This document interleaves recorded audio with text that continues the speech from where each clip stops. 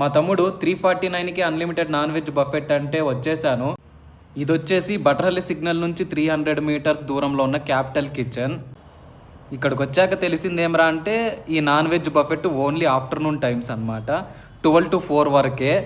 So 4 తర్వాత లేదు. ఇంకా ఇంత దూరం వచ్చాం కాబట్టి చేసేది ఏమీ లేక ఒక డ్రాగన్ చికెన్ ఆర్డర్ చేశాము. డ్రాగన్ చికెన్ చాలా బాగుంది. 4/5 ఇస్తాను నేనైతే.